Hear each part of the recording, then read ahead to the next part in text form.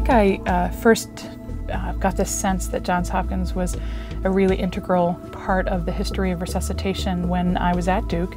And I did one of my very first talks on the history of resuscitation, and I found a very clean copy of the article. It was very helpful for my talk. And then I came to Hopkins and I was giving another talk on the history of CPR, and came here to the stacks, and this is what I found. This original copy of the Cowenhoven, Jude, and Knickerbocker paper, and just brings tears to my eyes. It's been handled so frequently, and you can clearly see that at Hopkins it's a really important part of our history. Certainly the most impressive and important event was the publication of the paper in JAMA 50 years ago, showing that in patients for the first time, if you compress the chest in a regular, rhythmic way, you provide enough blood flow so that you can go get a defibrillator and ultimately defibrillate a patient with ventricular tachycardia or fibrillation and save their life. The history of CPR really involves 5 key gentlemen, and that's Dr. Cowenhoven, who was a retired department chair of engineering, who started a lab in Dr. Blaylock's Department of Surgery. He had a young guy, Knickerbocker, working with him, and they were trying to discover how to defibrillate through the chest. And as they were becoming successful with this, they made this observation that pressing on the chest with these paddles may in fact raise the blood pressure. When they put the paddles on, a guy noticed that there was an increase. He put the paddles on each side of the chest. He noticed that there was an increase in blood pressure. And rather than just ignoring that, because that's not what they were funded to do, he was curious about that, and he followed up on that, and they started as a team to think about if pressing on the chest might actually perfuse the organs. And that led to this famous moment about the elevator story that I've discovered when I was talking to them, where Dr. Knickerbocker apparently was working in the lab one day, and this dog was not supposed to have a cardiac arrest at that moment, and it did. And they wanted to save the dog, but they knew they needed electricity, because that was the part of the research they did know. And they knew that they needed to apply the electricity within 5 minutes or the dog would die. And so he asked his colleague to press on the chest, what we now call chest compressions. He didn't know what it would do, but he said, just keep pressing, I'll be back. And he literally ran down the stairs from the 12th floor of what's now called Blaylock, and he went all the way down to 5. Made my way down, hastened pretty fast down the stairwell, down to the heart station, got the defibrillator, rolled it to the elevator, pushed the button, and waited. Anybody that knows the Blaylock elevators knows that you have to wait, and he did. And he doesn't know, but he thinks it was close to 20 minutes, and he finally gets upstairs and they're still pressing on the chest. And really the dog should not revive, because they've never had a dog live more than 6 minutes. And he applies the defibrillator, and the dog immediately revives, and the next day is completely back to himself. And that was their aha moment. It's not what their research was supposed to be, but they discovered that chest compressions perfuses the heart and can keep as he says, it slows the dying process and gives you a chance to get them back.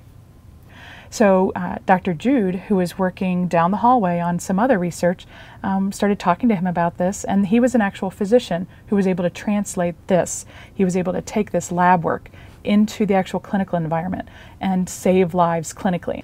I think at the same time as we were doing this with the cardiac, the mouth-to-mouth resuscitation was being done at the Baltimore City hospitals by Peter Sapphire and Jim Elam. That's why you have the pulmonary in CPR. Otherwise, it would just be CR. There's a story that Fire Chief McMahon had been invited to the Peter Sapphire's lab and shown how to do mouth-to-mouth to patients in the real world who'd had, for instance, a drowning. And then he was also invited over to the cardiac arrest lab and shown this chest compression component, and we understand that they met, and that's how this concept of CPR came together. It's a classic story from Johns Hopkins. There were different people from anesthesia, from surgery, from engineering, all working together and coming up with this key concept of CPR and helping us save lives, and here we are 50 years later.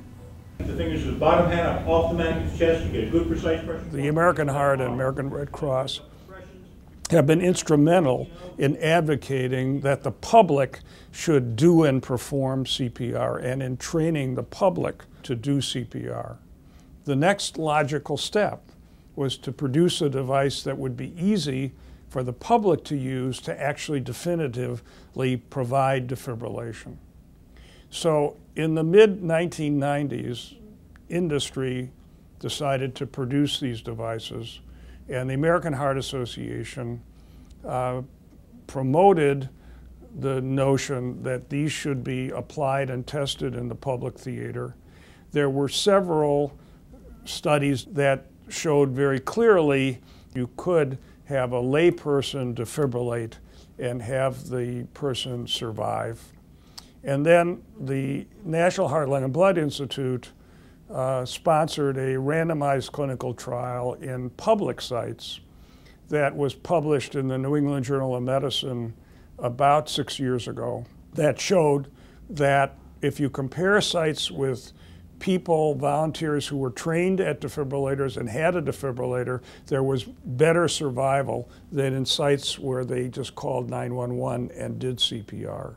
It does go back to Jude Couvenhoven and Knickerbocker and Knickerbocker's interest in defibrillation, and I can assure you that Guy Knickerbocker or Couvenhoven never conceived of the idea back then that a layperson would actually do this definitive job of giving a definitive shock to a patient in order to cure their cardiac arrest. See, this is the next advance in CPR, because this is basically like a big blood pressure cuff. You see, this is a bladder, and then this is an inflation system here.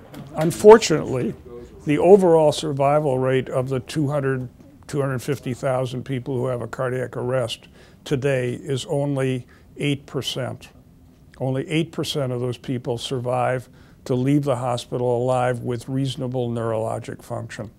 So there's a lot that we hope we can do to improve the way we do CPR, the frequency and the technique, and bring in new and exciting ideas to improve outcomes. Here at Hopkins, we're trying to take the classic teaching of CPR but move it into the next generation. Sure, we want you to learn CPR on your knees in case somebody drops in front of you at the airport, but we also want you to learn to work in a team of 10 to 15 people. We think the simulation lab is making it much more realistic, helping them understand how to put it all together better than the kind of classic curriculum.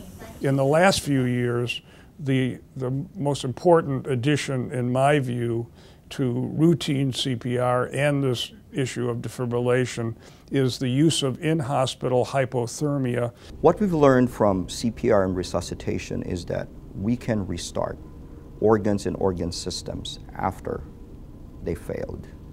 With the recent success in therapeutic hypothermia, it's almost like a suspended animation state to limit the injury of the brain, the heart, and every organs of the body.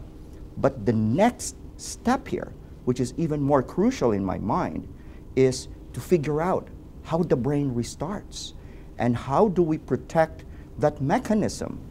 After an injury or even during sleep, the cortex needs to be awakened. So there's an alarm system here that comes out from the subcortical area. With therapeutic hypothermia, what it does is it allows us to protect many aspects of this, and that's what we're trying to do in my laboratory. It is up to future researchers and current researchers to actually find the most appropriate means to channel this discovery to actually create and establish the best possible outcome in patients.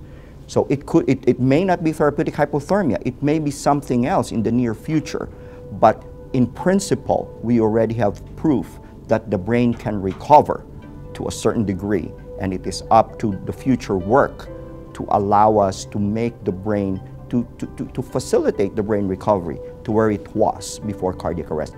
So it's a technique that took off 50 years ago, which has been exploited extensively in the last 50 years, and has made a major impact on human health.